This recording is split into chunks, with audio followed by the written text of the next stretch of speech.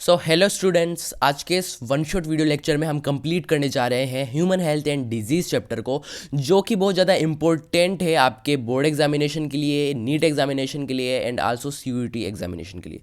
तो ये जो चैप्टर है ये बहुत ज़्यादा वेटेज रखता है आपके बोर्ड्स में भी, और बोर्ड्स जस्ट आपके आने ही वाले हैं, तो इसको फटाफट से कंप्लीट कर लेते हैं क्योंकि ये बहुत ज़्यादा इंपॉर्टेंट चैप्टर है। और सिर्फ इन नोट्स को पढ़ने से आप इंश्योर कर सकते हैं अपने 95+ मार्क्स इन बोर्ड्स, और इसके अलावा आप जो है पूरे मार्क्स जो है इंश्योर कर सकते हैं नीट और सीयूटी एग्जामिनेशन में। जितने भी क्वेश्चन आएंगे वो सब आपको आ जाएंगे आराम से। तो इस वीडियो को पूरा अच्छे से देख लेना। और ये बेसिकली 3 टाइप के स्टूडेंट्स के लिए हैं, जैसे कि जिन्होंने पूरा पढ़ रखा है, जिन्होंने आधा पढ़ रखा है और जिन्होंने कुछ भी नहीं पढ़ रखा। तो जिन्होंने पूरा पढ़ रखा है वो रिवीजन के लिए इस वीडियो को पूरा देखें, और जिन्होंने आधा पढ़ रखा है उनके लिए बिल्कुल कंप्लीट सॉल्यूशन होने वाला है, और जिन्होंने कुछ भी नहीं पढ़ रखा उनके लिए ये वीडियो बिल्कुल वरदान साबित होने वाली है, क्योंकि हम इसमें 0 से लेके 100% तक पूरा आपको समझाने वाले हैं। अगर आपने पहले कभी भी नहीं पढ़ा तो भी आपको ये समझ में आएगा। मैं आपको इंश्योरिटी इस बात की दिला देता हूँ। तो वीडियो को स्टार्ट करने से पहले मैं आपको बता दूं कि इस वीडियो के नोट्स कहाँ पर मिलेंगे। तो सबसे पहले देख लेते हैं। आपको डिस्क्रिप्शन में नीचे टेलीग्राम की लिंक दिखेगी मेरे चैनल की, तो आप जाइए वहाँ पर एंड उसमें आपको जो है ज्वाइन कर लेना है। एंड उसके बाद आपको ये जो ह्यूमन हेल्थ एंड डिजीज़ की PDF है वो वहाँ पर आपको मिल जाएगी, और जाके आप उसको डाउनलोड कर लीजिएगा। और उसको मैं कहना चाहता हूँ कि उस PDF को आप प्रिंट कराइए। अगर आप उस PDF को प्रिंट कराएंगे तो आपको लास्ट टाइम रिवीजन के लिए बहुत ज़्यादा हेल्प मिलेगी, और डबल साइडेड प्रिंट करा लीजिएगा। वैसे ही 2 चैप्टर मैंने पहले भी अपलोड कर रखे हैं, उनकी जो लिंक है वीडियोस की और उनके नोट्स की, वो भी आपको डिस्क्रिप्शन में मिल जाएगी। नोट्स आप टेलीग्राम से डाउनलोड कर सकते हैं, वीडियो लेक्चर आपको डिस्क्रिप्शन में उनकी लिंक दे दूंगा मैं, और वो भी बहुत ज़्यादा वेटेज वाले चैप्टर है, जाके उनको भी देख लीजिएगा। तो वीडियो को फटाफट से बिना वक्त गवाए स्टार्ट कर लेते हैं, क्योंकि हमारे पास बहुत ज़्यादा कम टाइम है और आपका टाइम भी मुझे बहुत ज़्यादा सेव करना है।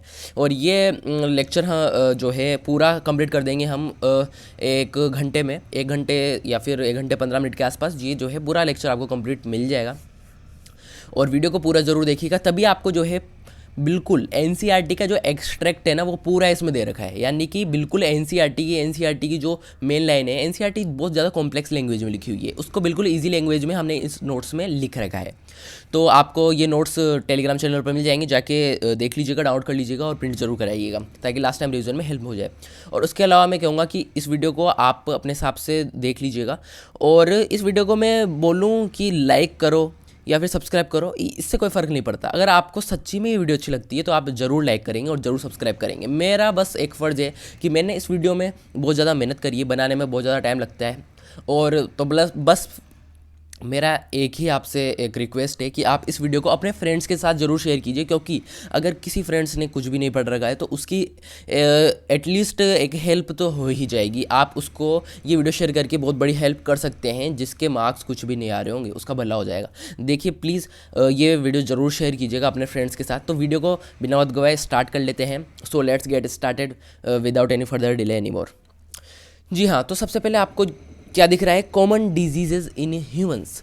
तो ये जो है ह्यूमन हेल्थ एंड डिजीज़ ही है। तो हम सबसे पहले कॉमन डिजीज़ पढ़ लेते हैं, और ह्यूमंस की ये डिजीज़ है। तो सबसे पहले देखिए यहाँ पर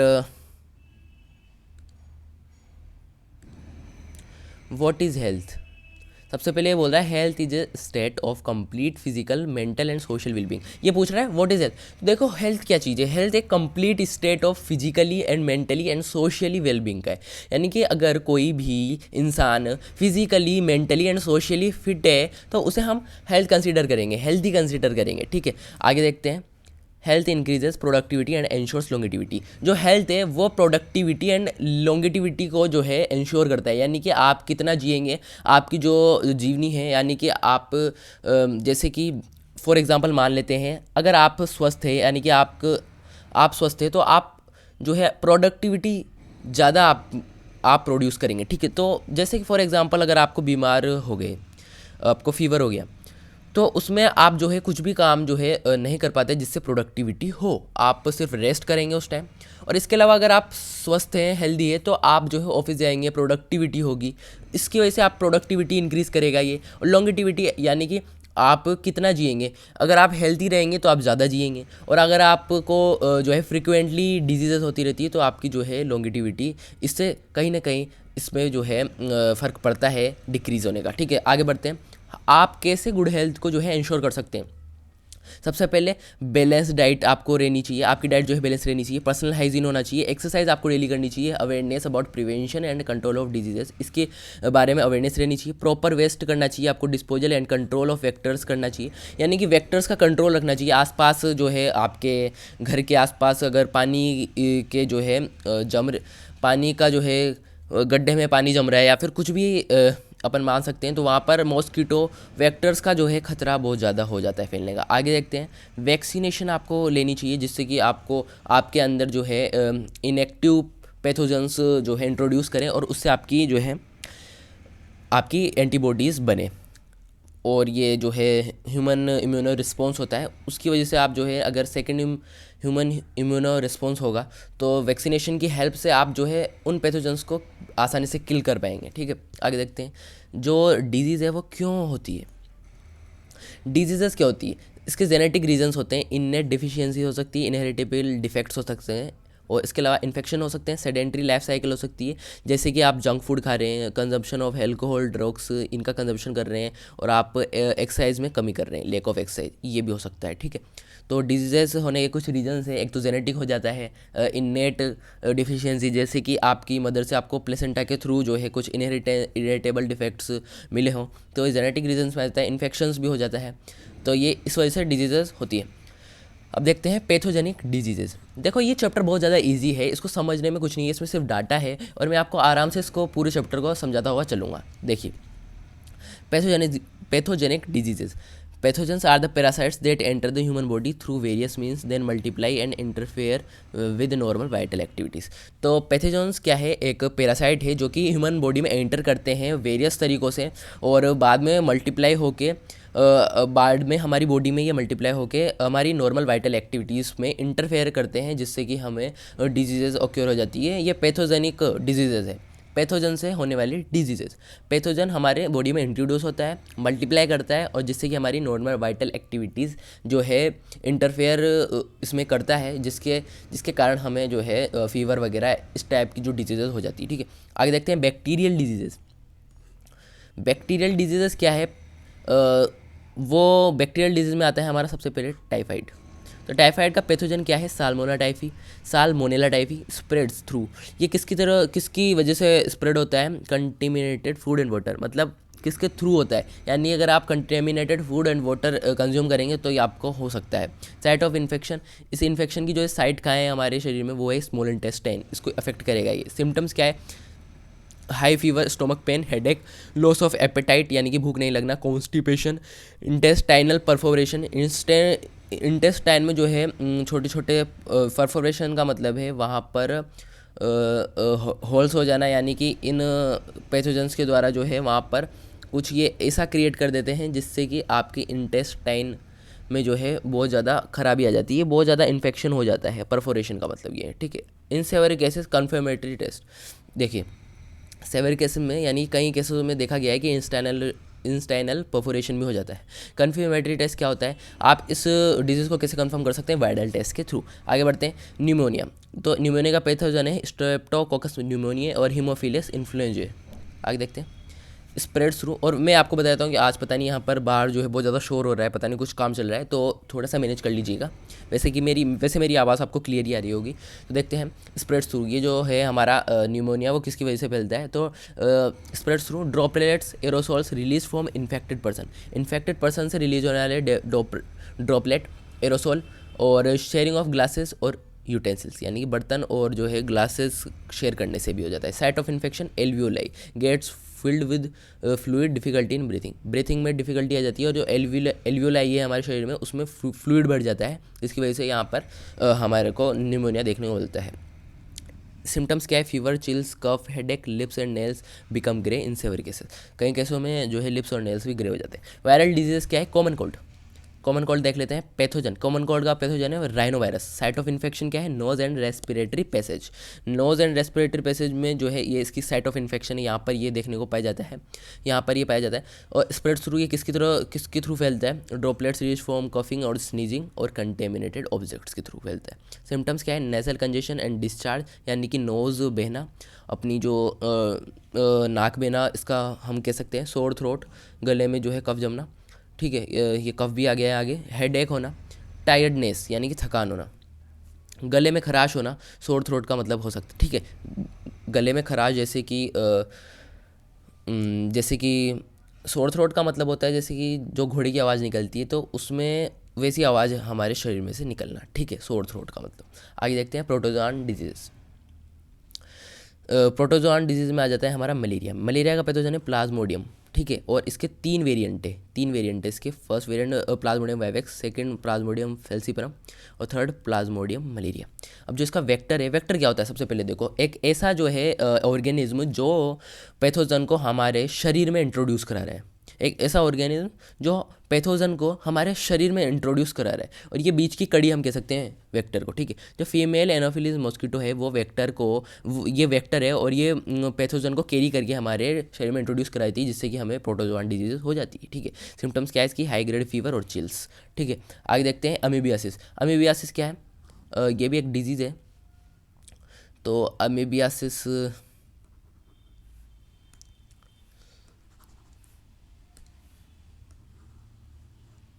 अमीबियासिस का पैथोजन क्या है? एंटामीबा हिस्टोलिटिका, ठीक है। वेक्टर क्या है इसकी? हाउस फ्लाई यानी मधुमक्खी, ठीक है।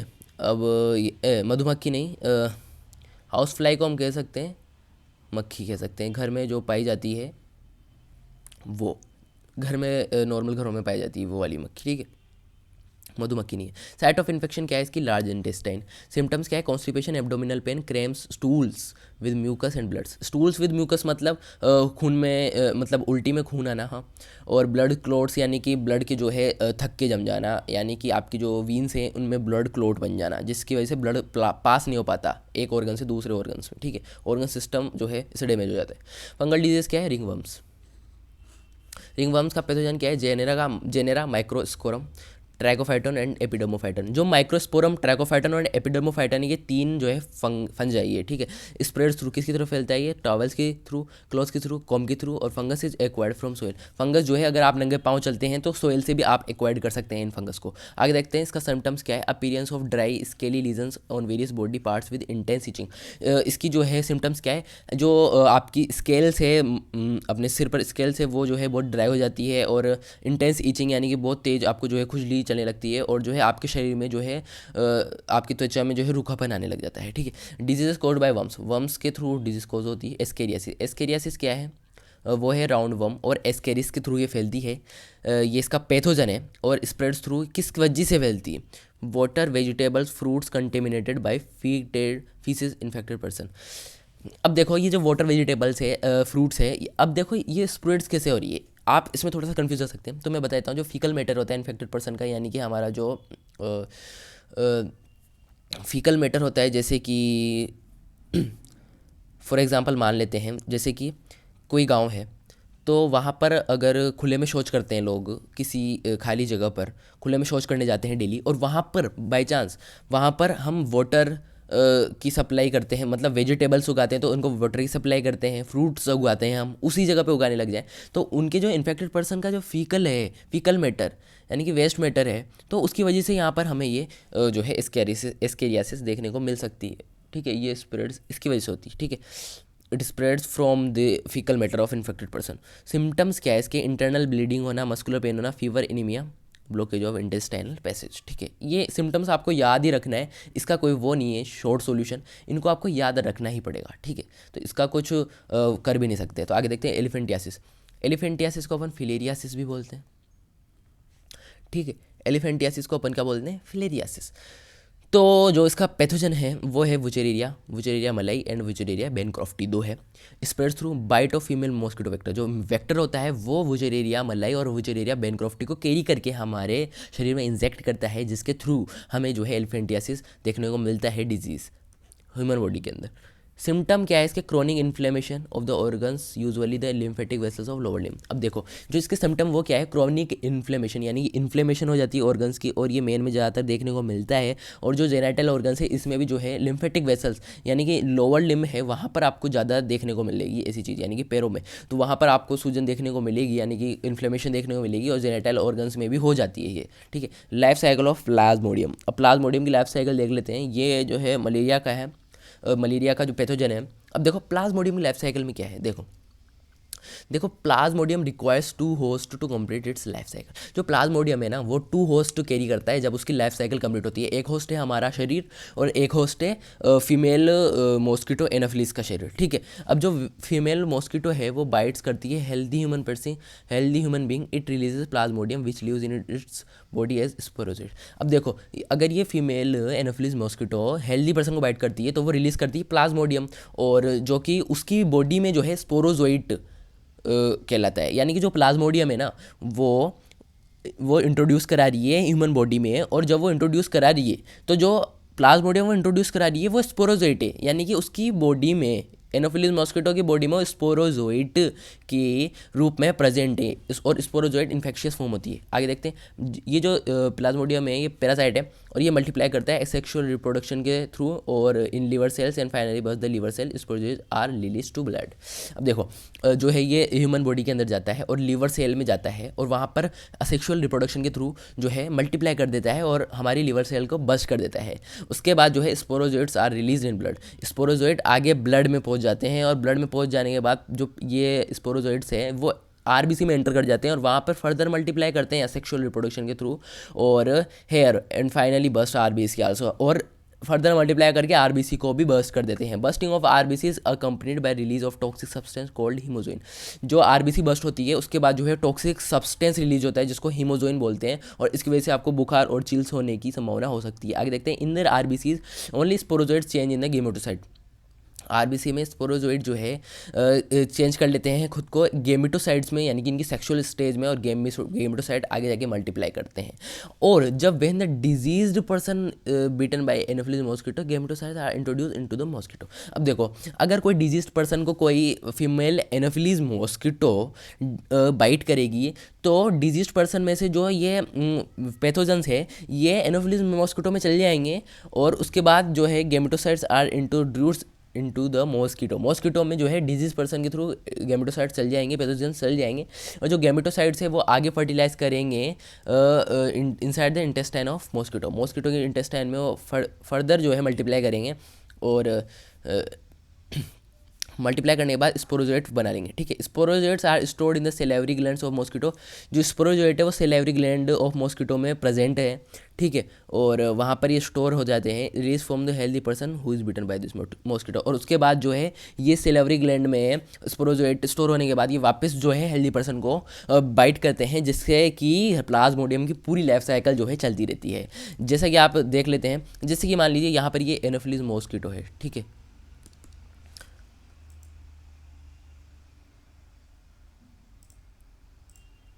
देखो ये जो है एनोफिलिस मॉस्किटो है ये वाला। अगर ये हेल्दी पर्सन को यहाँ पर हेल्दी पर्सन को अगर ये बाइट करेगी, ठीक है, तो यहाँ पर ये जो है इसमें स्पोरोजोइट ट्रांसफ़र कर देगी। ट्रांसफ़र करने के बाद ये लिवर सेल में आ जाएंगे, फर्दर मल्टीप्लाई करके बस्ट हो जाएंगे। बस्ट होने के बाद ये कुछ इस टाइप से जो है गेमीट प्रोड्यूस करेंगे, और आरबीसी में एंटर करने के बाद जो है यहाँ पर जो है बस करने के बाद ये बहुत सारे हो जाएंगे और ये आगे ब्लड में आएंगे, ठीक है। फिर उसके बाद आरबीसी में ये जो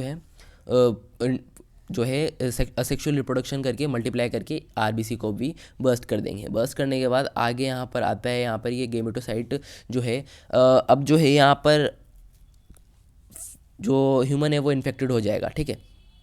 ह्यूमन को फिर से ये जो है वेक्टर मॉस्किटो काट लेगा, और वेक्टर मॉस्किटो में वापस से जो है वो आ जाएंगे, क्या आ जाएंगे इसमें वापस से स्पोरोजोइट जो है आ जाएंगे, यानी गेमेटोसाइट आ जाएंगे, और फिर ये फर्दर मल्टीप्लाई करके स्पोरोजोइट फॉर्म कर लेंगे। उसके बाद वापस से ये चलता रहेगा, ठीक है। आपको ये आराम समझ में आ जाएगा, इस डायग्राम को आराम से रट लेना, ये आ सकता है पेपर में, ठीक है। और इसमें से जो है नीट में भी क्वेश्चन बहुत बार पूछे जा चुके हैं। इम्यूनिटी देख लेते हैं। इम्यूनिटी क्या है? What is immunity? Immunity the ability of body to fight the disease causing organism is called immunity. एक ऐसी एबिलिटी बॉडी में जो कि फाइट करती है डिजीज कॉज करने वाले ऑर्गेनिज्म से, उसे हम इम्यूनिटी कहते हैं। ठीक है। Type of immunity, immunity is of two types, acquired और इन्नेट इम्यूनिटी। अब सबसे पहले इन्नेट इम्यूनिटी पढ़ लेते हैं। अब जो इन्नेट इम्यूनिटी है वो है प्रेजेंट, ये नेटल जो है बर्थ से हमें देखने को मिलती है, इट इज़ नेटल, एंड ये जो है प्रेजेंट होती है from the time of birth. हम जब जन्म लेते हैं तब से हमारे शरीर में प्रेजेंट होती है। ये नॉन स्पेसिफिक होती है, यानी कि ये जो है अलग से हमें नहीं मिल सकती, नॉन स्पेसिफिक है ये। ठीक है। और it consist of 4 kinds of barrier. ये 4 तरीके की जो है बैरियर्स होते हैं इसमें, 4 टाइप्स ऑफ बैरियर्स, जिसको हम कहते हैं फिजिकल बैरियर्स। अब देख सकते हैं आप, फिजियोलॉजिकल बैरियर, सेलुलर बैरियर और साइटोकाइन बैरियर्स। अभी 4 टाइप के बैरियर्स है। इसमें जो है आपको एग्जाम्पल्स रटने ही होंगे, इसका कोई रीज़न है नहीं कि आपको कैसे रटना है। अब वो मैं बताता हूँ कैसे रटना है। एक बार मैं आपको बोल के दिखाऊंगा तो आपको अच्छा मतलब जो है पकड़ाई में आ सकता है। कैचिंग पावर आप अच्छी मेंटेन करके रखिए। ठीक है। Skin and mucus coating of respiratory gastrointestinal urogenital tract prevent entry of microbes into body. जो स्किन होती है और जो म्यूकस कोटिंग होती है हमारे रेस्पिरेटरी सिस्टम में, हमारी स्किन अलग है। हमारी स्किन जो है कोई भी पैथोजन को आने नहीं देती। और इसके अलावा जो म्यूकस कोटिंग होती है रेस्पिरेटरी सिस्टम में, और जो गैस्ट्रो इंटेस्टाइनल होता है एंड यूरोजेनाइटल ट्रैक्ट होता है, वो भी जो है माइक्रोब्स की एंट्री को रोकता है, प्रिवेंट करता है। फिजियोलॉजिकल बैरियर क्या हो सकते हैं, जैसे एसिड इन स्टोमक। एसिड क्या होता है, स्टोमक में अगर कोई पैथोजन आ गया तो वो उसके पीएच की वजह से ही खुद डिस्ट्रॉय हो जाएगा, यानी कि किल हो जाएगा एसिड ऑफ स्टोमक के through. Saliva in mouth and tears from eyes, इनमें जो है कुछ ऐसे सब्सटेंस पाए जाते हैं जो कि हमारे शरीर को जो है शरीर में पैथोजन्स को इंट्रोड्यूस नहीं होने देते हैं, यानी कि पैथोजन को प्रिवेंट करते हैं। आगे देखते हैं cellular barriers. Blood has leucocytes, यानी कि RBCs such as polymorphal nuclear leucocytes, monocytes and tissue as macrophages which phagocytose the microbes. हमारे ब्लड में आरबीसीज प्रेजेंट होती है as polymorpho nuclear leucocyte, monocytes. और ये जो टिश्यू हैज़ मैक्रोफेजेस, और टिश्यू में जो है मैक्रोफेजेस होते हैं जो कि फेगोसाइटोस कर देते हैं माइक्रोब्स को। ठीक है। साइटोकाइन बैरियर्स क्या होता है, special proteins called interferons are secreted by virus infected cells. हमारी जो वायरस इन्फेक्टेड सेल्स होती है वो इंटरफेरोन्स नाम का एक प्रोटीन रिलीज करती है जो फर्दर प्रिवेंट करता है वायरल इन्फेक्शन होने से। ठीक है। वायरल इन्फेक्शन का स्प्रेड होने से जो है ये प्रिवेंट करता है। एक्वायर्ड इम्यूनिटी क्या है, it is acquired which means that it is produce in response to an encounter with a pathogen based on memory, it is pathogen specific. Acquired immunity क्या होती है वो पढ़ो, बहुत ज़्यादा इंपॉर्टेंट है, इससे सवाल बनने के बहुत ज़्यादा चांसेस होते हैं। ठीक है। हाँ, तो जब एक pathogen, when a pathogen for the first time infects a person, low intensity response is generated. जब कोई पैथोजन पहली बार पर्सन को इन्फेक्ट करता है तो लो इंटेंसिटी का इम्यून रिस्पॉन्स जनरेट होता है, जिसको हम प्राइमरी रिस्पॉन्स कहते हैं। जब कोई पैथोजन पहली बार अटैक करेगा तो हमारे शरीर को पता नहीं है ये कौन है, तो वो जो है एक बार लात खा लेगा उससे, लेकिन जब वो दूसरी बार अटैक करेगा तब वो जान जाएगा साला ये है, तो उसको वो बहुत ज़्यादा मुंह तोड़ जवाब देगा और उसके लिए तैयारी कर लेगा। इसको हम जो है यहाँ पर पूरी तरीके से एक्वायर्ड इम्यूनिटी का फॉर एग्जांपल मान सकते हैं। ठीक है। तो अब देखो यार, इसमें जो है एक्वायर्ड इम्यूनिटी में 2 टाइप के सेल होते हैं, B and T cells, B lymphocytes and T lymphocytes. आगे पढ़ेंगे। देखो, when the same pathogen attack again, वापस से वही अटैक करेगा ना, तो ये जो है इंटेंसिफाइड इम्यून रिस्पॉन्स जनरेट हो जाएगा, thereby preventing the occurrence of disease. Secondary response यहाँ पर ये दिखाएगा और उसको पूरी तरीके से ख़त्म कर देगा। अब ये मेमोरी के ऊपर क्यों बेस होता है, मेमोरी के लिए ऊपर इसलिए बेस है क्योंकि मेमोरी ये क्रिएट कर लेता है। एक बार कोई आ गया तो उसको वो क्रिएट कर लेगा मेमोरी, ये पहले आया था और इसको जो है दूसरी बार धूल चटानी है। अब आगे देखते हैं। एक्वायर्ड इम्यूनिटी देख सकते हैं बी लिम्फोसाइट्स और टी लिम्फोसाइट्स को जो है इन्वॉल्व करती है। बी लिम्फोसाइट्स जो है प्रोटीन्स को सिक्रेट करते हैं जिसको हम एंटीबॉडीज़ कहते हैं, और एंटीबॉडीज़ को हम आईजी ग्लोबुलिन्स भी बोलते हैं और गामा ग्लोबुलिन्स भी बोलते हैं। In response to pathogens antibodies are specialised proteins in 4 peptides chains. जो एंटीबॉडीज़ होती है वो स्पेशलाइज्ड रहती है 4 प्रोटीन्स विद 4 पेप्टाइड चेन्स, जो कि 2 लाइट होती है और 2 हेवी रहती है, यानी कि H2 and L2, 2 light and 2 heavy chains. ठीक है। और जो एंटीबॉडीज़ के एग्जांपल है वो है IgA, IgM, IgE, are examples of some of the antibodies they generate humoral immune response found in blood. जो ह्यूमोरल होता है वो होता है हमारा फ्लूइड में जो है ये रिस्पॉन्स करता है। ह्यूमोरल इसलिए अपन बोलते हैं क्योंकि ये ब्लड में पाया जाता है और ब्लड जो है एक फ्लूइड है, यानी कि प्लाज्मा में हमें ये देखने को मिलेगा ह्यूमोरल इम्यून रिस्पॉन्स। ठीक है, टी लिम्फोसाइट्स क्या है? They help B cells to produce antibodies. जो टी लिम्फोसाइट्स है वो बी सेल्स की हेल्प करते हैं प्रोड्यूस करने में antibodies. They generate cell mediated immune response. This response helps the body to differentiate between self and non self as occurs in case of graft rejection. अब देखो ये जो है जो हमारा टी लिम्फोसाइट है वो सेल मीडिएटेड CMI रिस्पॉन्स जो है करता है produce, cell mediated immune response. और ये जो इम्यून रिस्पॉन्स है वो पता लगाता है हमारे सेल्फ और नॉन सेल्फ, यानी कि हमारे खुद के ऑर्गन्स और फॉरेन ऑर्गन्स में जो है डिफरेंस पता करने के लिए। यानी कि अगर आप ग्राफ्ट रिजेक्शन इसलिए हो जाता है क्योंकि ग्राफ्ट रिजेक्शन क्या होता है, अगर हम ऑर्गन ट्रांसप्लांट कराते हैं तो हमारे इम्यून सिस्टम को पता है कि ये ऑर्गन जो है फॉरेन है, यानी कि ये दूर किसी और से लिया गया है, तो ये उसको रिजेक्ट कर देता है। लेकिन इसको भी आगे हम जो है इम्यूनोसप्रेसिव एजेंट्स के थ्रू जो है हम इसको कम कर सकते हैं, ठीक है, लेकिन रोक नहीं सकते। सेल्फ एंड नॉन सेल्फ का जो है ये पता लगाता है, सेल्फ ऑर्गन और नॉन सेल्फ ऑर्गन, जिसकी वजह से ग्राफ्ट रिजेक्शन भी हो जाता है। ठीक है, difference between active and passive immunity. Active immunity क्या है? This is the naturally acquired immunity produce in the host body in response to an antigen. ये एक नेचुरल एक्वायर्ड इम्यूनिटी है जो कि प्रोड्यूस की जाती है होस्ट की बॉडी में to response to an antigen. ये जो एक्वायर्ड इम्यूनिटी क्या होती है, देखो एक्टिव इम्यूनिटी क्या होती है? ये एक ऐसी इम्यूनिटी जो हमारे शरीर में प्रोड्यूस की जाएगी और जो है ये एंटीजन को रेस्पॉन्स करने में जो है हेल्पफुल होती है। यानी कि जो एंटीजन होता है, पैथोजन होता है, इसको जो है ये किल करने के लिए रेस्पॉन्सिबल होती है। This is naturally acquired immunity produce in the host to response to an antigen. ये नेचुरली एक्वायर्ड इम्यूनिटी होती है, ठीक है, जो कि एंटीजन से फाइट करती है। आगे देखते हैं इम्यूनाइजेशन को अपन बोल सकते हैं, वैक्सीनेशन भी बोल सकते हैं, आगे बढ़ेंगे। And body naturally getting immune to a microbe that had caused infection previously are examples of active immunity. अगर जो है बॉडी को ये नेचुरली कैसे मिलेगी? अगर जैसे getting immune to a microbe that had caused infection, अगर कोई माइक्रोब हमारे शरीर में पहले इन्फेक्शन कॉज कर चुका है तो previously are examples of active immunity. तो ये जो है एक्टिव इम्यूनिटी का एक एग्जांपल है। देखो दोबारा से पढ़ लेते हैं एक बार। बॉडी नेचुरली गेटिंग, हाँ, तो अगर कोई जो है माइक्रोब अपने शरीर में एंटर कर गया, एक बार बीमारी कर गया, तो ये जो है हमारी शरीर नेचुरली एक हमारी इम्यूनिटी प्रोड्यूस कर देगी उसके खिलाफ लड़ने में, जो कि एक्टिव इम्यूनिटी होती है। पैसिव इम्यूनिटी क्या होती है? ये रेडीमेड एंटीबॉडीज़ होती है, are provided to an individual to protect against foreign agent. Foreign agents के जो है ये एंटीबॉडी जो है रेडीमेड होती है और ये प्रोवाइड की जाती है एक इंडिविजुअल को, जो कि प्रोटेक्ट करती है हमें फॉरेन एजेंट्स से। कोलोस्ट्रम्स प्रेजेंट इन मदर्स मिल्क। कोलोस्ट्रम्स जो है एक येलोइश फ्लूइड होता है जो कि मदर्स मिल्क में प्रेजेंट होता है और कंटेन IgA जो है एंटीबॉडी इसमें होती है। Also the foetus gets antibodies from mother through placenta. जो फीटस है वो एंटीबॉडीज़ जो है लेता है अपनी मदर के थ्रू, वो भी प्लेसेंटा के through. How does vaccination help? Vaccines are nothing but inactivated pathogens. ये इनएक्टिवेटेड पैथोजेंस होते हैं। These inactivated pathogens when introduce in the body produce a primary immune response and antibodies are produce against the pathogen. ये जो है primary immune response create करता है, यानी कि एक बार इनएक्टिवेटेड पैथोजन भेजो, उसको जानो, और वो हमारे शरीर में एक्टिव भी नहीं करेगा, और उसको जानने के बाद अगर वो असली वाला आता है तो उसको वो मार देगा।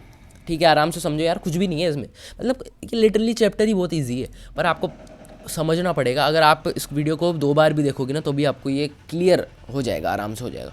वैसे एक बार में भी हो जाना चाहिए। अगर आप 2x स्पीड में देख रहे हो तो मैं बोलूँगा कि आप इसको 2 बार ज़रूर देख लेना, क्योंकि वैसे ही मैं फास्ट बोल रहा हूँ थोड़ा। तो memory B and T cells are produced.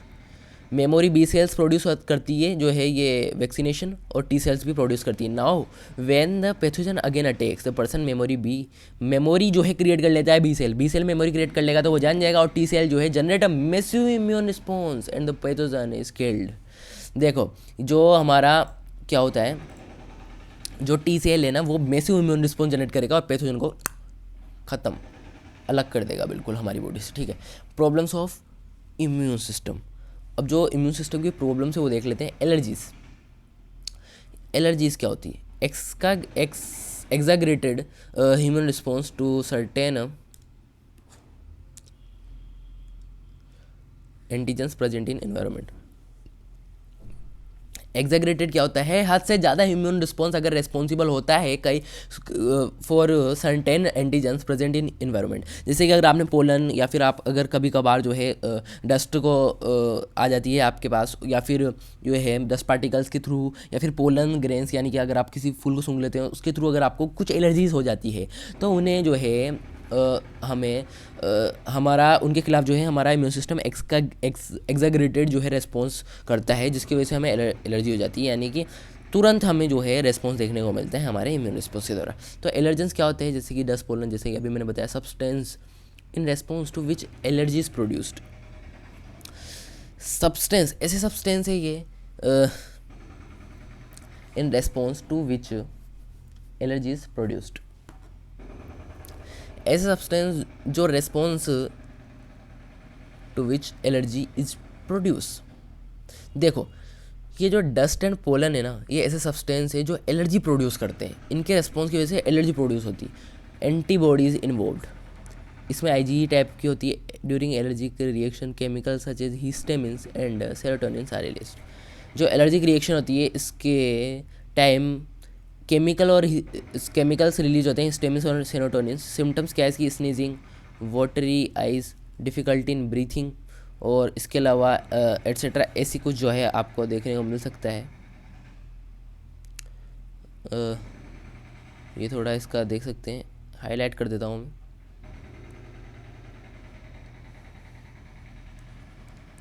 चलो रहने देते हैं, हटाओ। अब जो पेशेंट है ना वो is injected with small doses of allergens to monitor response. अब जो एलर्जी टेस्ट का होता है, जो पेशेंट को जो है इंजेक्ट किए जाते हैं कुछ ऐसे पोलन ग्रेन्स या फिर ऐसी कुछ स्मॉल डोजेज दी जाती है एलर्जेंस की, जिसकी वजह से उसको पता लगाया जा सके उसको इन्फेक्शन है या नहीं एलर्जी का, यानी कि एलर्जी उसे है ही नहीं। और इसकी वजह हम जो है इसको कैसे रोक सकते हैं? एंटी हिस्टामिन्स देके, एड्रेनालिन्स देके, स्टेरॉइड्स में be given so that the symptoms of allergy subside, यानी कि जो सिम्टम्स है एलर्जी वो सबसाइड कर जाए। ठीक है, अब ऑटो इम्यूनिटी देख लेते हैं। एक ऐसी इम्यूनिटी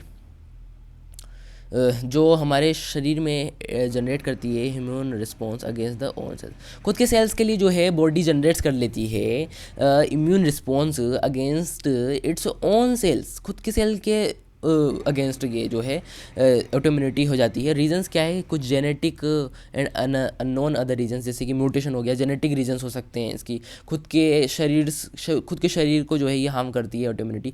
ठीक है, तो ये जो है अगेंस्ट हमारे खुद के सेल्स के लिए जो है ये बहुत ज़्यादा खतरनाक हो जाता है। ठीक है, एग्जाम्पल क्या है इसकी? एक बीमारी है रूमेटॉइड आर्थराइटिस। ठीक है, इज एन ऑटोइम्यून डिजीज। ठीक है, आगे देखते हैं human immune system. Lymphoid organs are of two types, primary lymphoid and secondary lymphoid. Human immune system में दो टाइप के लिम्फोइड ऑर्गन होते हैं, प्राइमरी और सेकेंडरी। प्राइमरी देख लेते हैं। Primary organ consist of bone marrow and thymus. Bone marrow और थाइमस कंसिस्ट करते हैं। Here immature lymphocytes are differentiated to form antigen sensitive lymphocytes. जो इमेच्योर लिम्फोसाइट्स होते हैं वो डिफरेंशिएट हो जाते हैं to form antigen sensitive lymphocytes. Antigen sensitive lymphocytes बनाने के लिए डिफरेंशिएट हो जाते हैं। Bone marrow, here all blood cells including lymphocytes are produce. यहाँ पर सभी blood cells including lymphocytes produce होते हैं। थाइमस में it is responsible for maturation of T lymphocyte. Thymus जो है टी लिम्फोसाइट के मेचुरेशन के लिए रिस्पॉन्सिबल होता है। This lobed organ is situated near the heart and keeps on reducing in size as the age of increase. ये जो है हमारे हार्ट के करीब जो है रहता है, और ये हम जैसे बड़े बड़े होते जाते हैं तो इसकी साइज़ अपने आप छोटी होती जाती है। आगे देखते हैं secondary lymphoid organs. Secondary lymphoid organs क्या है? Secondary lymphoid organ lymphocytes migrate here after attaining maturity. It includes spleen, lymph nodes, tonsils, Peyer's, patches and appendix. जो लिम्फोसाइट्स है वो यहाँ पर माइग्रेट कर जाते हैं आफ्टर अटेनिंग मेच्योरिटी, मेच्योर होने के बाद, और इसमें जो है spleen, lymph nodes, tonsils, Peyer's, patches and appendix include करते हैं। ठीक है, आगे देखते हैं स्प्लीन क्या है। ये एक लार्ज बीन शेप्ड जो है ऑर्गन है containing lymphocytes, phagocytes, which act as filter for blood. जो लार्ज बीन शेप्ड का एक ऑर्गन है स्प्लीन हमारे शरीर में, जो कंटेन करता है लिम्फोसाइट को, फेगोसाइट्स को, और ये जो है फिल्टर करता है हमारे ब्लड को, ठीक है। ये स्प्लीन एक ऑर्गन है। आगे देखते हैं लिम्फ नोड्स क्या है। ये located at different points through out the immune system के डिफरेंट पॉइंट्स पर जो है ये थ्रू आउट डिस्ट्रीब्यूटेड रहता है। दे स्ट्रैप द एंटीजन्स, ये एंटीजन को स्ट्रैप करता है प्रेजेंट इन लिम्फ और tissue fluid. They trap the antigens present in lymph और टिश्यू फ्लूइड। ये जो है लिम्फ और टिश्यू फ्लूइड की प्रेजेंट में जो है एंटीजन्स को ट्रैप कर लेता है। And these antigens cause activation of lymphocytes and generation of human immune response. जो एंटीजन है ना, ये activation these antigens cause activation of lymphocytes। ये एंटीजन्स हमारे लिम्फोसाइट्स को एक्टिवेट कर देते हैं एंड जनरेट कर देते हैं हमारे कहीं ना कहीं इम्यून रिस्पॉन्स को, ठीक है। माल्ट क्या होता है? Mucosal associated lymphoid tissue. ये भी एक थोड़ा इंपॉर्टेंट टॉपिक है। Line major tracts, respiratory, digestive और यूरोजेनेटल ट्रैक्ट जो है, यहाँ पर इसको देखा जाता है इस टिश्यू को। और ये हमारे शरीर का 50% जो हिस्सा है लिम्फोइड टिश्यू हमारे जो है ये कंस्टिट्यूट्स करता है, यानी कि बनाता है लिम्फोइड टिश्यू को हमारी बॉडी में। और जो लिम्फोइड टिश्यू है ये 50% होता है, यानी कि constitute 50% of lymphoid tissue in body. ये हमारे शरीर में 50% ऑफ लिम्फोइड टिश्यू बनाता है, ठीक है। मेजर ये mucosal associated lymphoid tissue. AIDS and cancer पढ़ लेते हैं। अब हमारी इम्यूनिटी तो ख़त्म हो चुकी है। बहुत ज़्यादा जो है ये लॉन्ग टॉपिक था और आई थॉट कि आपको समझ में आया होगा। देखते हैं। अब देखिए ये भी थोड़ा एड्स जो है थोड़ा सा जो है कॉम्प्लिकेटेड है, तो इसको जो है थोड़ा हमें ढंग से देखना होगा। ऑलरेडी 35 मिनट्स तो हो चुके होंगे, ठीक है। अब देख लेते हैं आगे।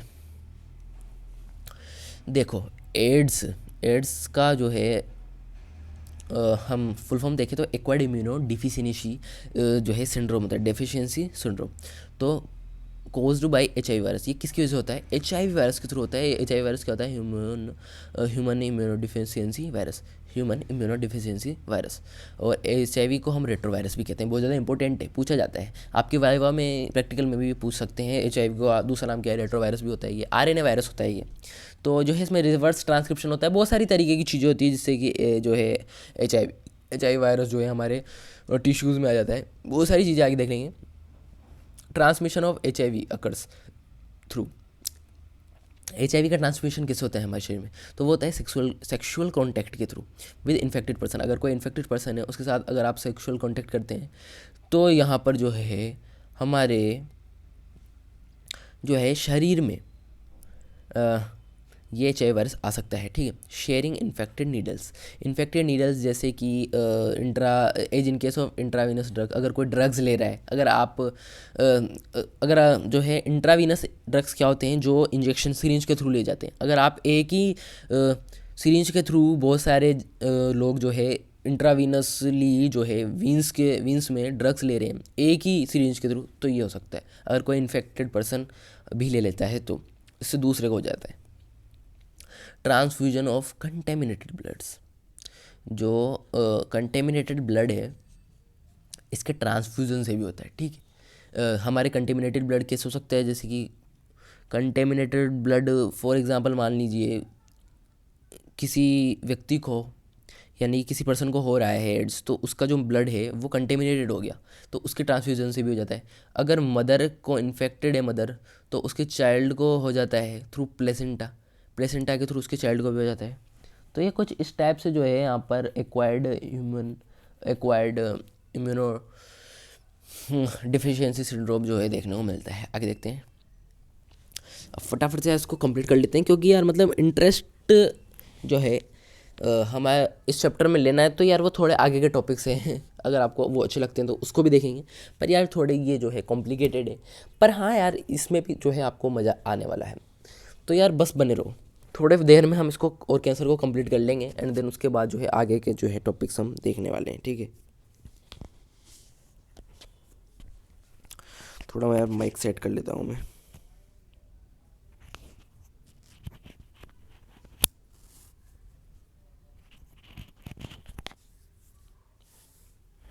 हाँ तो भाई, time leg between infection and appearance of symptoms. अब जो है टाइम लेग करता है, टाइम लेग बहुत बड़ा होता है between infection and appearance of symptoms few months to many years, यानी कि 5 से 10 साल में आपको पता लगेगा कि एड्स है या नहीं, और इसमें बहुत ज़्यादा टाइम लेग हो जाता है, और इसके इन्फेक्शन और अपीयरेंस ऑफ सिम्टम्स में बहुत ज़्यादा टाइम ये लेता है, और इससे आपको पता भी नहीं पड़ पाता लिटरली आपको एड्स है या नहीं। तो प्लीज़ इसके जो है इसको इसको रोका तो बिल्कुल भी नहीं जा सकता, इसलिए आपको प्रिवेंशन ही इसका सबसे बेस्ट ऑप्शन होगा। How does AIDS infection spread? Virus enter कर जाता है बॉडी में। अब ये थोड़ा देखो यार, फटाफट से इसको देख लो, ये इंपॉर्टेंट टॉपिक है, इससे इसको देख लिया तो मतलब जन्नत है, मिल जाएगी, मज़ा आ जाएगा। तो देखो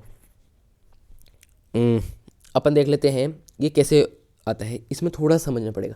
वायरस हमारी बॉडी में एंटर करता है, और ये जो है मैक्रोफेजेस में एंटर कर जाता है, और हमारा जो मैक्रोफेजेस है ना बॉडी में, ये टिश्यू में होता है।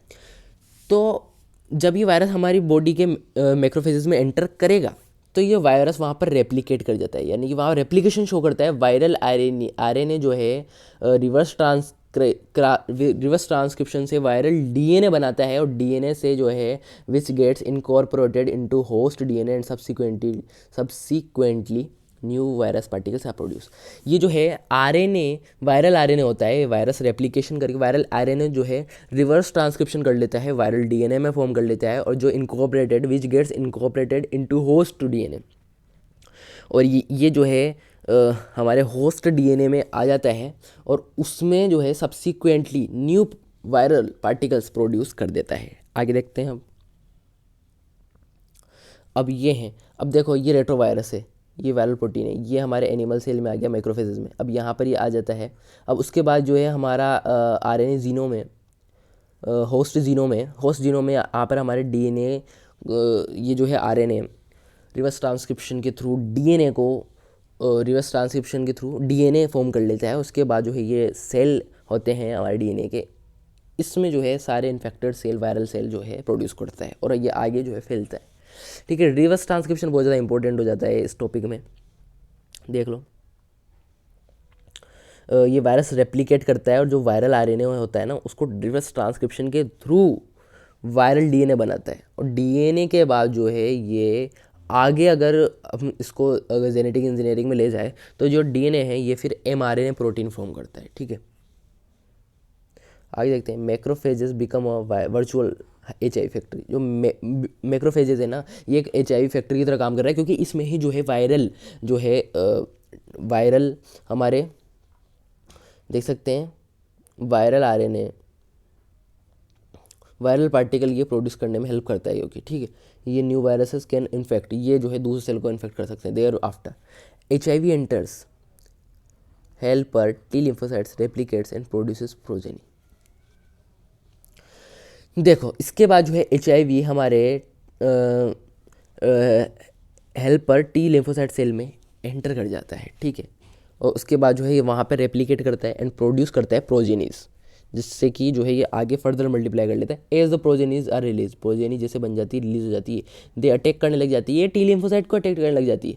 तो इसके बाद therefore T lymphocyte start decreasing in number and human response of the person becomes week.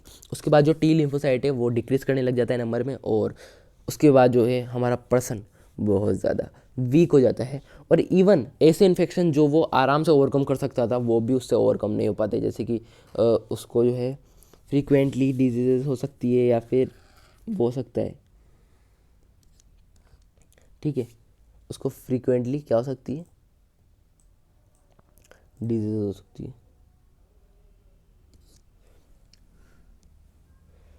आगे देखते हैं डायग्नोसिस ऑफ एड्स। तो डायग्नोस कैसे कर सकते हैं हम?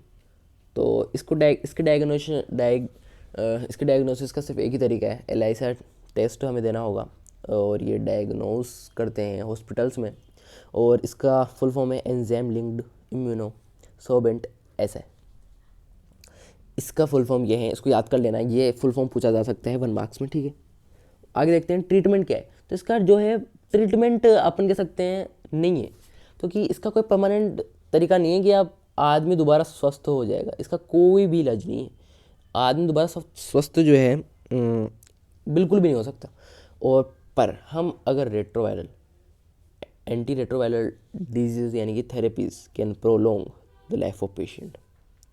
जो एंटी रेट्रोवायरल ड्रग्स होते हैं अगर वो हम पेशेंट को देते हैं तो इस थेरेपी से उसकी जो लाइफ है वो ज़रूर प्रोलोंग हो सकती है, इंक्रीज़ हो सकती है, लेकिन उसको मरने से कोई नहीं रोक सकता।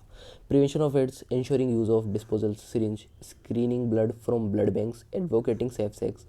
उसके बाद नाको यानी कि national AIDS control organisation and many NGOs are doing a lot to create awareness among people. ये जो है प्रिवेंशन कर सकते हैं एड्स, अगर हम इन बातों का ध्यान रखें। ठीक है, आगे देखते हैं, कैंसर पढ़ते हैं हम। देखो भाई, कैंसर का एक बहुत बड़ा टॉपिक है जो कि आगे है। ठीक है, the process of development of cancer is called oncogenic transformation. देखो कैंसर कितना बड़ा है। हाँ, ये जो है कॉमनली अब्यूज्ड ड्रग्स है, यहाँ से हमें बहुत ज़्यादा इंटरेस्ट आने वाला है। फटाफट से इसको कंप्लीट कर लेते हैं। अब ये थोड़ा यार डिजीज़ है। अब देखो यार, पढ़ाई में किसको मजा आता है, लेकिन पढ़ना तो फिर भी पड़ेगा, तो पढ़ना तो पड़ेगा। देखो, the process of development of cancer is called oncogenic transformation.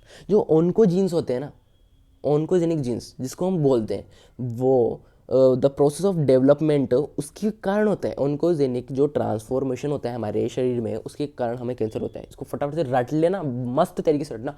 Cancer और एड्स पर जो है बहुत बड़े बड़े सवाल पूछे जाते हैं बोर्ड एग्जामिनेशन में, अच्छी तरीके से रट लेना बिल्कुल। ठीक है, आगे देखते हैं। Normal cells have the property of contact inhibition. जो नॉर्मल सेल्स के पास प्रॉपर्टी होती है इनहिबिशन, कांटेक्ट करने की। ठीक है, तो stoppage of growth on coming in contact with other sales, but cancer cells loss this property. जो नॉर्मल सेल्स के पास प्रॉपर्टी होती है ना इनहिबिशन यानी कि कांटेक्ट करने की, स्टॉपेज मतलब stoppage of growth on coming in contact with other sales, इनके पास एक प्रॉपर्टी होती है। नॉर्मल सेल्स क्या करते हैं मैं बताता हूँ। फॉर एग्जांपल, इनके पास एक प्रॉपर्टी होती है, ये हो रहे हमारे नॉर्मल सेल्स। अगर इतना ही, जैसे मान लो ज़्यादा से ज़्यादा इतनी ही जगह है हमारे टिश्यू में फॉर एग्ज़ाम्पल, तो ये इससे ज़्यादा नहीं हो सकते, यानी कि इसके ऊपर नहीं होंगे, इसके ऊपर यहाँ पर ये ऐसे ऐसे फॉर्म नहीं होंगे। लेकिन देखो मैं बता देता हूँ आपको, बहुत ज़्यादा इंपॉर्टेंट है इसको समझना। नॉर्मल सेल्स के पास प्रॉपर्टी होती है कि वो एक सेचुरेटेड एरिया में, यानी कि एक ऐसे एरिया में जहाँ पर बिल्कुल ऐसी जगह है जो बिल्कुल कॉम्पैक्ट है, वहाँ पर वो आराम से बढ़ जाएंगे, लेकिन वो उससे ज़्यादा ग्रो नहीं करेंगे, लेकिन स्टॉपेज लग जाएगी उनमें, ये ज़्यादा ग्रो नहीं करेंगे, बस जितनी लिमिटेशन है उतनी ग्रो करेंगे। लेकिन कैंसर सेल्स के पास ये प्रॉपर्टी नहीं होती। और अगर जैसे कि ये कैंसर सेल है ना, तो ये इसको यूँ करके यूँ करके यूँ करके ये ऐसे यहाँ पर जो है इसको फॉर्म कर देगा, और ये फिर इसके बाद यूँ यूँ यूँ यूँ करके जो है ये एक बहुत बड़ा सेल जो है यहाँ पर हो जाएगा। और जो कैंसर का एक बहुत बड़ा कारण है, इन सेल्स की वजह से, जो सेल्स होते हैं कैंसर सेल्स, इसकी वजह से ये फैलता है। और ये बहुत ज़्यादा जो है ये क्या बना देते हैं, एक ट्यूमर बना लेते हैं, ट्यूमर का फॉर्मेशन कर लेते हैं कैंसर सेल्स बहुत ज़्यादा। इनके पास प्रॉपर्टी नहीं है, लिमिटेड ये जो है ग्रोथ नहीं कर रही है, अनलिमिटेड ग्रोथ कर रहे हैं, जिसकी वजह से ट्यूमर्स बन रहे हैं, और ये एज अ रिजल्ट कैंसर हो रहा है। ठीक है, as a result cancer cells divide continuously to give rise to mass of cells tumours. जैसे कि मैंने समझाया, tumours are of two types, benign और मेलिग्नेंट। बेनाइन ट्यूमर वो होते हैं जो remain confined to their original location and do not spread. जैसे कि आपने सुना होगा अपने शरीर में मस्से हो रहे हैं, तो ये एक बेनाइन ट्यूमर का एग्जांपल है, लेकिन ये सिर्फ हमारे ओरिजिनल लोकेशन जहाँ पर है सिर्फ वहीं पर ही रहेंगे, रिमेन वहीं पर ही रहते हैं, और ये कहीं पर भी स्प्रेड नहीं करते हमारे शरीर में, सिर्फ उसी जगह करते हैं। लेकिन इसलिए हम कहते हैं कि मस्सों को नहीं चढ़ना चाहिए, क्योंकि अगर मस्से चढ़ते हैं तो उसकी वजह से हो सकता है कि ये जो है हमारे पूरे शरीर में स्प्रेड हो जाए और हमें कैंसर हो सकता है। ठीक है, ये एक बेनाइन ट्यूमर का एग्जांपल हो गया। मेलिग्नेंट ट्यूमर क्या होता है, these exhibit metastasis, i.e. the cells left from such tumors reach distant size and wherever they reach new tumor is formed। Metastasis क्या होता है, अब जो है यहाँ पर जैसे कि ये मैंने एग्जांपल दिया था कि जो कैंसर सेल है वो इस टाइप से जो है एक ट्यूमर बना लेते हैं। अब यही जो ट्यूमर है ये पूरी होल बॉडी में जब डिस्ट्रीब्यूट हो जाएगा ना, ये होल बॉडी में जब ये डिस्ट्रीब्यूट होने लगेंगे, ये जो मेलिग्नेंट ट्यूमर है ना, ये वो फॉर्म है जब कोई ट्यूमर पूरी होल बॉडी में जो है डिस्ट्रीब्यूट होने लग जाएंगे, सभी बॉडी में होने लग जाएंगे, तो यहाँ पर ये कैंसर का फॉर्मेशन कर लेगा, जैसे कि हम एक मेटास्टेसिस भी बोलते हैं मेलिग्नेंट ट्यूमर को। ये आराम से रट लेना, शानदार जो है एग्जाम्पल इसका। और मेटास्टेसिस भी इसको जो है दीज, ये जो पूरे शरीर में फैलाने का जो प्रोसेस होता है ना, पूरे शरीर में जिसकी वजह से फैलता है, उसको मेटास्टेसिस बोलते हैं। आगे देखते हैं, malignant tumour actually represent cancer.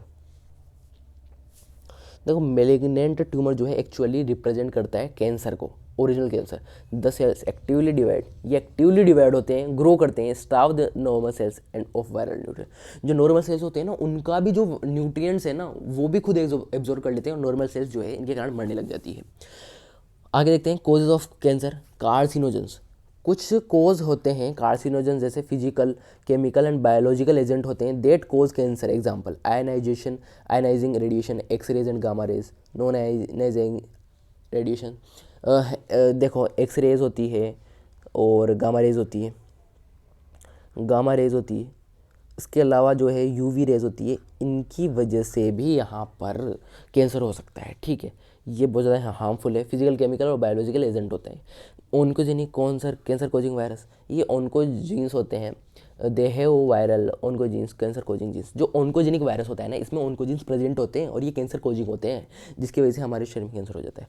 तो ये एक जो है दो कोज तो हमने पढ़ लिए। तीसरा पढ़ते हैं, sometimes normal genes in our body called proto-oncogenes get converted into cellular oncogenes that cause cancer. अब ये क्या होता है, समटाइम जो नॉर्मल जीन्स होते हैं ना हमारी बॉडी में, वो प्रोटो-ओन्कोजीन्स बोलते हैं उसे। लेकिन समटाइम्स क्या होता है, म्यूटेशन के थ्रू, यानी कि sudden change in DNA, when suddenly change in DNA या फिर जेनेटिक मटेरियल में कोई सडन चेंज हो जाता है, जिसे हम म्यूटेशन कहते हैं, म्यूटेशन अकर हो जाता है, उसकी वजह से प्रोटो-ओन्कोजीन्स जो है कन्वर्ट हो जाते हैं सेल्युलर ओन्कोजीन्स में, और ये कैंसर कोज कर देते हैं। आगे देखते हैं हम डायग्नोस कैसे कर सकते हैं कैंसर को। डायग्नोस करने के तरीके हैं बायोप्सी एंड हिस्टोपैथोलॉजिकल स्टडीज़।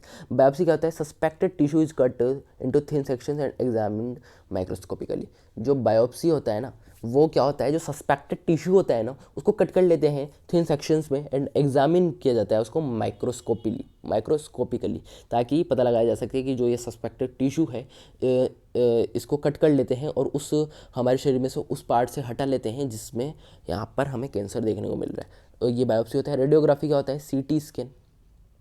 यहाँ पर जो है देखो, ये तो तरीका है, इससे कोई मिटता नहीं है, लेकिन ये तरीका है बायोप्सी से सस्पेक्टेड टिश्यू जो हमें लग रहा है यहाँ पर कैंसर है, उसको जो है एग्जामिन करते हैं माइक्रोस्कोपिकली।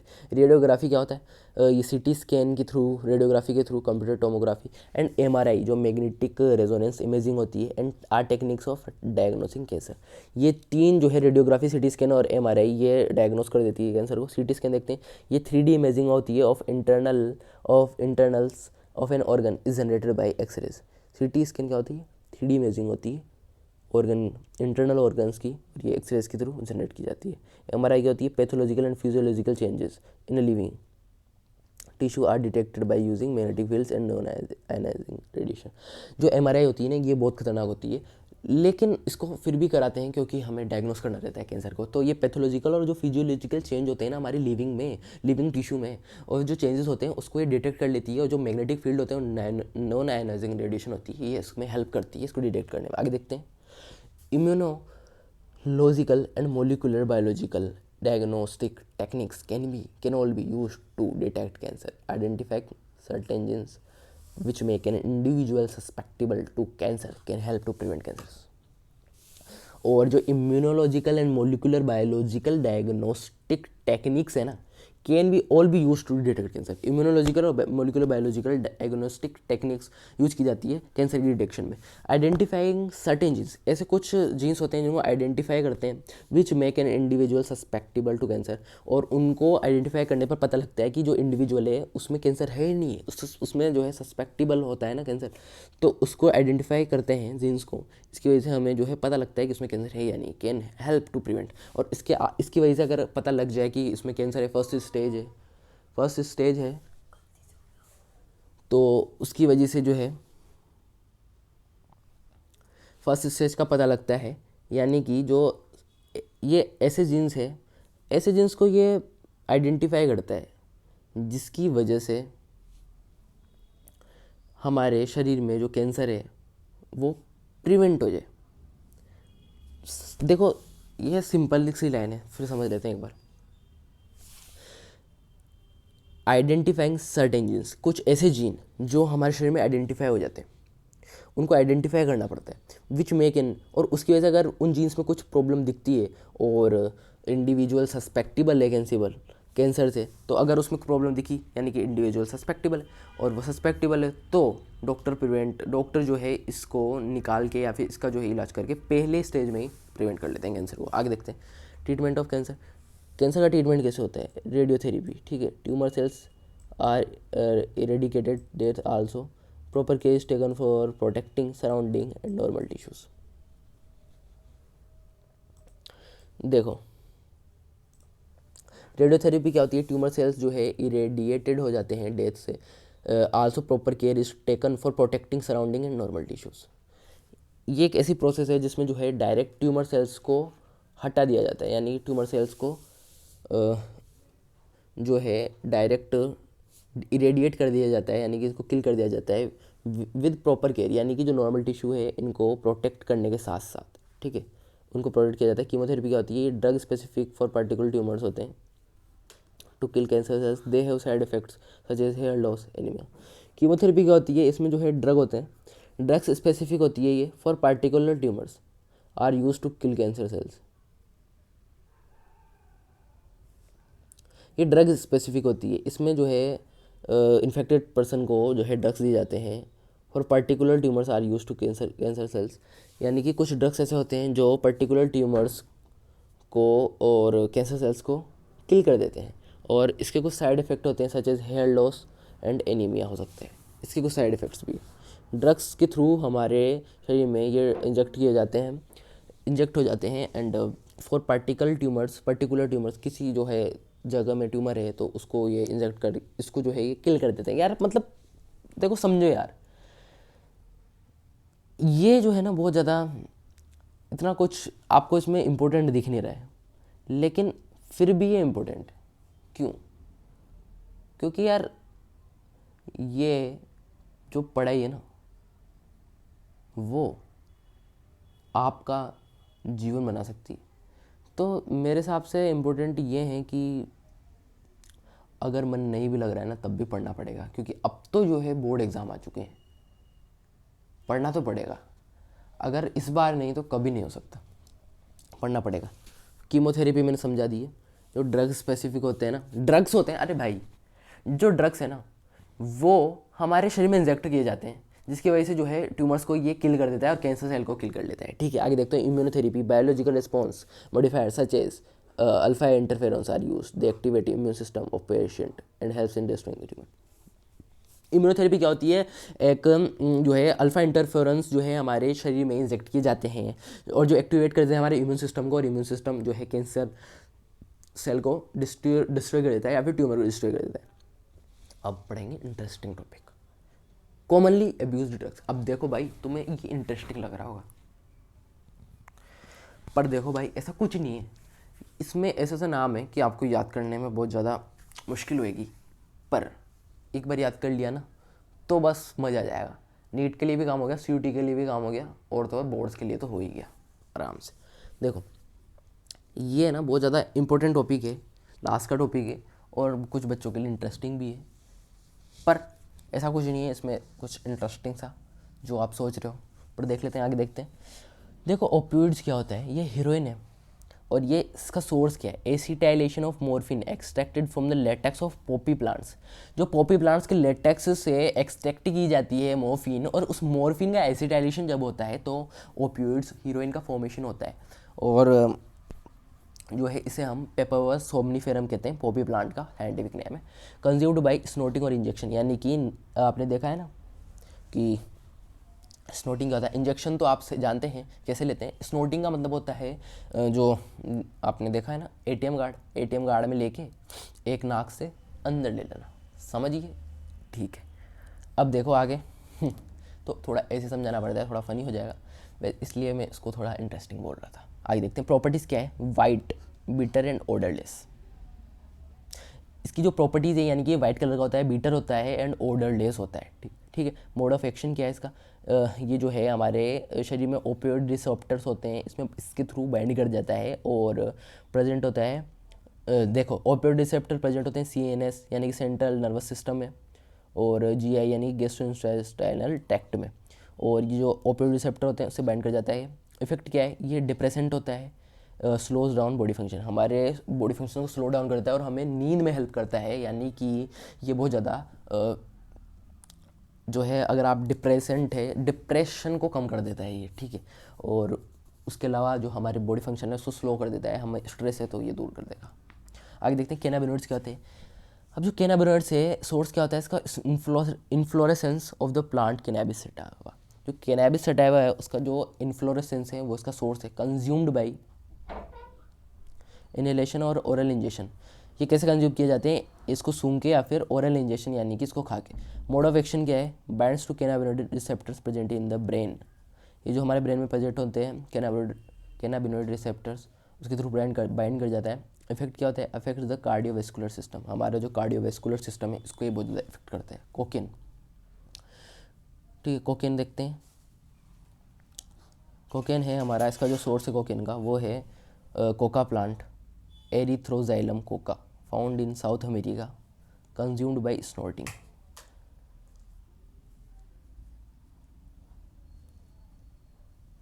जो सोर्स है इसका वो है एराइथ्रोजाइलम कोका, कोका प्लांट है, इससे हमें कोकेन जो है प्राप्त होता है और ये साउथ अमेरिका में पाया जाता है। और हम जो है कोकेन को स्नोर्टिंग के थ्रू ले सकते हैं, इंजेक्ट कर सकते हैं अपनी बॉडी में। मोड ऑफ एक्शन क्या है इसका, interference with transfer of neurotransmitter and dopamine.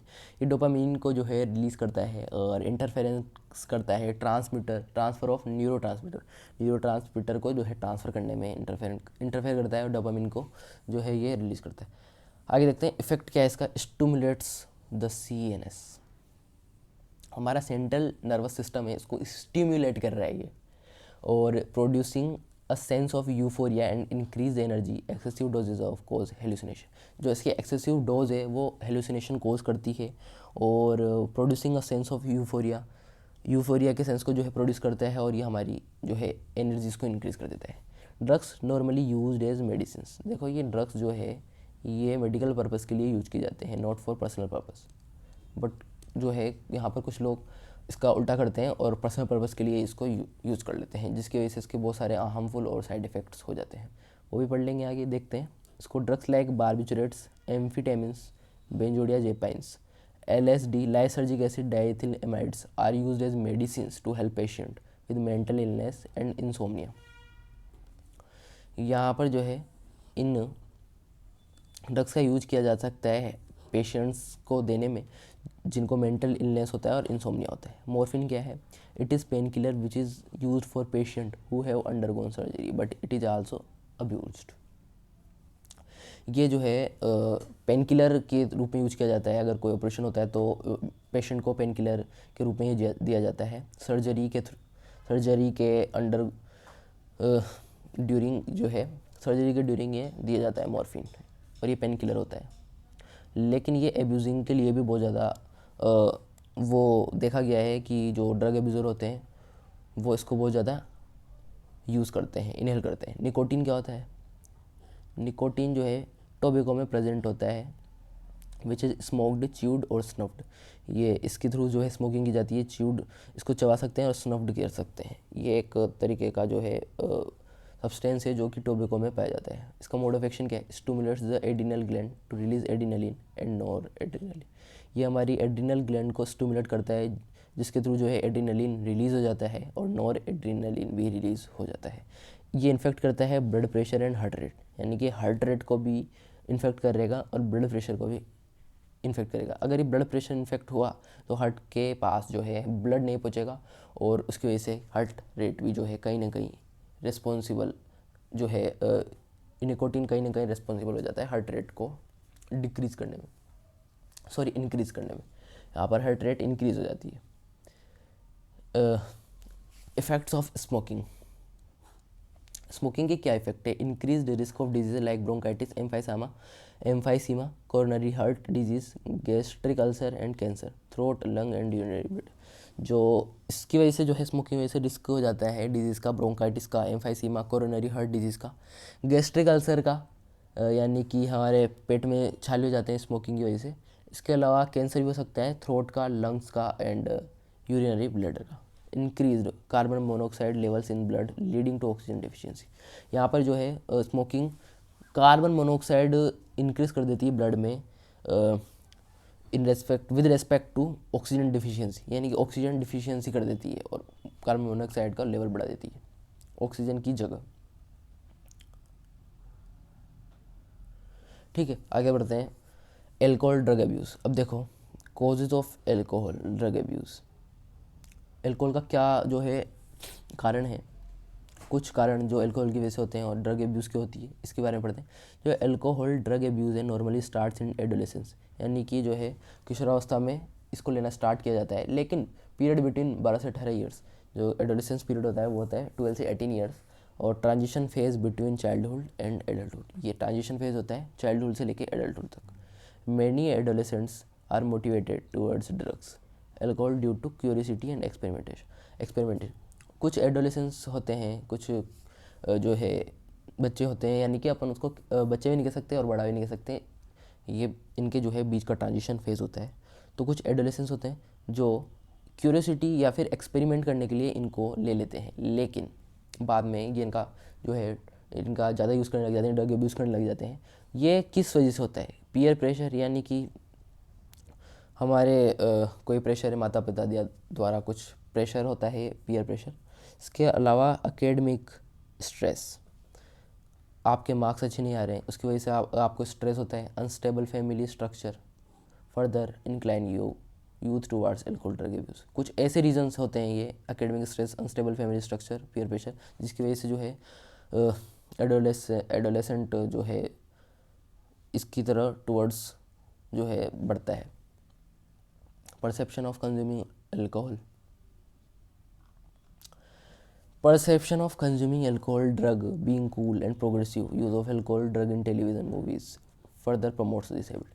देखो जो अल्कोहल का कंज्यूम है, जो कंज्यूमर होता है वो अल्कोहल का यूज कूल बनने के लिए, प्रोग्रेसिव यानी कि कुछ अपने आप को यूनिक बताने के लिए, या फिर इन रीजंस के कारण जो है एडोलेसेंट इसका यूज़ कर लेता है ड्रग्स और अल्कोहल का, और कुछ टेलीविजन्स में जो है मूवीज़ वगैरह में, टीवी वगैरह में इनको फर्दर प्रमोट किया जा रहा है, जिसकी वजह से इनकी हैबिट में ये जो है आ रहा है। आगे देखते हैं alcohol drug addiction. When a person uses alcohol drug repeatedly he becomes addicted. अगर वो लगातार इसको कंज्यूम करेगा तो वो एडिक्टेड हो जाएगा। इसका addiction refers to psychological attachment to certain affects such as euphoria, temporary feeling of wellbeing associated with use of alcohol drugs. Addiction की वजह से जो है साइकोलॉजिकल अटैचमेंट जो है अफेक्ट करने लग जाता है, और यूफोरिया एंड टेम्पररी फीलिंग जो है इंसान की वो इससे एसोसिएट होती है, जो कि अफेक्ट हो जाती है एल्कोहल और ड्रग्स के कंज्यूम अगर अपन करते हैं तो इनके कंज्यूमिंग से जो है ये अफेक्ट हो जाती है। In addiction tolerance level of receptors present in our body increases towards drug. हम अगर एडिक्शन हमें हो जाता है अल्कोहल या ड्रग्स का, तो हम टॉलरेट नहीं कर पाएंगे, और जो हमारे रिसेप्टर प्रेजेंट होते हैं वो can tolerate in our body, and हमें जो है कहीं ना कहीं हमें ड्रग्स की तरफ ये मूव फॉरवर्ड कर देंगे। This drives that the person to use them even when they are not required, when they tend to harm his health, family life.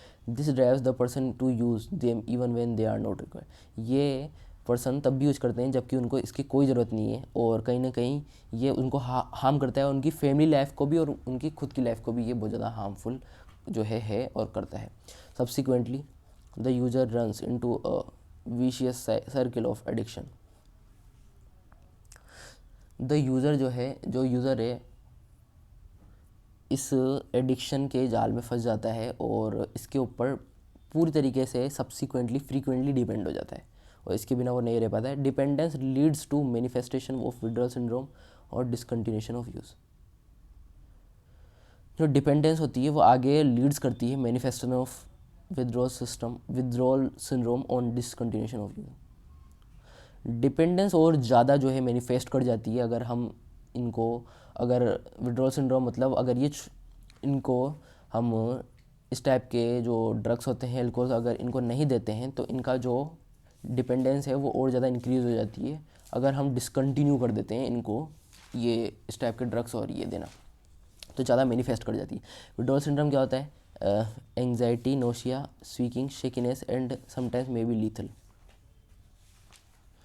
और विड्रॉल करने से यानी कि अगर हम इनको नहीं देते हैं ये तो इसकी वजह से इन्हें एंग्जाइटी होती है, नोसिया हो जाती है, स्वीटिंग होती है और shakiness and sometimes may be lethal, बहुत ज़्यादा जो है इंटेंस प्रॉब्लम्स इनको होने लग जाती है। इसके इफ़ेक्ट्स देख लेते हैं अल्कोहल के। तो इमीडिएट इफेक्ट क्या होता है? Vandalism, violence and reckless behaviour. इनका जो इफेक्ट होता है वो वेंडलिज्म होता है, वायलेंस यानी कि हिंसा होने लग जाती है, एंड रेकलेस बिहेवियर यानी कि चिड़चिड़ापन होने लग जाता है। ड्रॉप इन एकेडमिक परफॉर्मेंस, जो एकेडमिक परफॉर्मेंस है स्कूल की, इनमें भी बहुत ज़्यादा लेक देखने को मिलता है। Lack of interest in personal hygiene में कोई इंटरेस्ट नहीं रहता। रिबेलियस बिहेवियर यानी कि बहुत ज़्यादा चिड़चिड़ापन और ख़राब स्वभाव हो जाता है। And change in eating and sleeping patterns, इनकी जो है पूरी लाइफ साइकिल, ईटिंग की एंड स्लीपिंग की पूरी लाइफ साइकिल चेंज हो जाती है। वेट एंड एपेटाइट फ्लक्चुएशंस, इनका वेट जो है फ्लक्चुएट करता है और जो इनकी भूख होती है, एपेटाइट यानी कि इनकी भूख जो है फ्लक्चुएट करती है, कभी भूख लगती है और कभी नहीं लगती। इसके कुछ यहाँ पर अफेक्ट होते हैं। Mental, psychological and financial loss not only the user but also to his family. जो मेंटल, साइकोलॉजिकल और फाइनेंशियल लॉस होता है इनकी वजह से, इनको खरीदने की वजह से, ये सिर्फ यूज़र को नहीं है बल्कि उसकी फैमिली को भी है। ठीक है, ये अफेक्ट्स उसकी फैमिली को भी साथ में देखने पड़ते हैं। Those who take drugs intravenously have a high risk of acquiring deadly diseases such as AIDS and hepatitis B.